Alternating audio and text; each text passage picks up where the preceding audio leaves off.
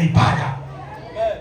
So wewe una genge alafu kwenye genge umeweka Biblia kubwa. Ya nini sasa? Genge ni karoti na nyanya zinatakiwa. Walikwambia genge unaweka Biblia. Uoga tu. Biblia yenyewe kusoma usome ameiweka genge imetuna. Wateja wanakimbia. Lazima watu wangu wanaangamizwa kwa kukosa maarifa. Haleluya! Wakati wa kazi, fanya kazi kwa bidii. Na somo moja huwa ananifundisha. Hilo nikisimanga nalo unaweza tukasema umuhimu wa kufanya kazi. Na niliwaambia wachungaji, hili ndio somo namba 1 la kiroho. Nikifundishwa makanisani umuhimu wa kufanya kazi. Ninalo liko full.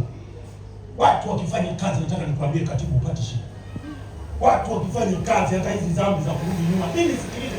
Hasta mtu mwenye hela akifanya dhambi amependa. Asiye na hela kalazimishwa.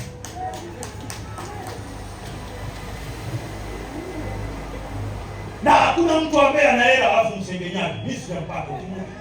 Ukinionyesha leo nitasema sasa haya maajabu. Wasengenyaji wengi hawana hela.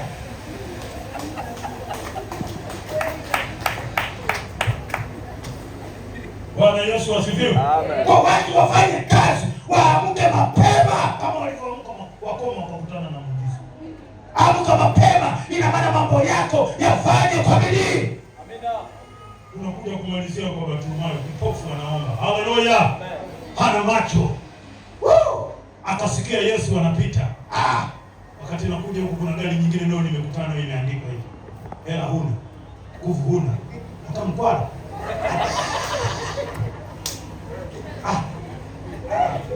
Jamani, Bartimayo watu alikuwa na hela yule. Macho yenyewe hana.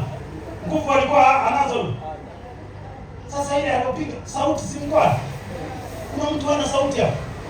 Piga mkwara kwa sauti ukutane na muujiza wewe. Haleluya. Kwa mara ya kwanza nakutana na mtu aliyeusimamisha msafara wa Yesu kutumia sauti ya Bartimayo. Wakati anaita nisikilize, usihangaike na watu wanaoitwa binadamu. Achana nao, watakutenga.